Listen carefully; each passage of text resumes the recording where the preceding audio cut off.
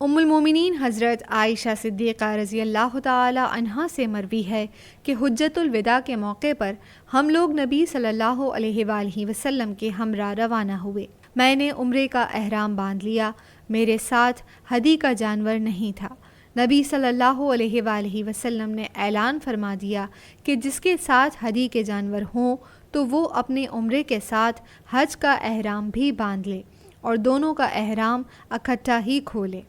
میں ایام سے تھی، شب عرفہ کو میں نے عرض کیا، یا رسول اللہ، میں نے عمرے کا احرام باندھا تھا، اب حج میں کیا کروں؟ نبی صلی اللہ علیہ وآلہ وسلم نے فرمایا، سر کے بال کھول کر کنگھی کر لو اور عمرہ چھوڑ کر حج کر لو۔ جب میں نے حج مکمل کر لیا تو نبی صلی اللہ علیہ وآلہ وسلم نے عبد الرحمن کو حکم دیا تو اس نے مجھے پہلے عمرے کی جگہ اب تنعیم سے عمرہ کروا دیا۔ مسند احمد، حدیث نمبر 24187۔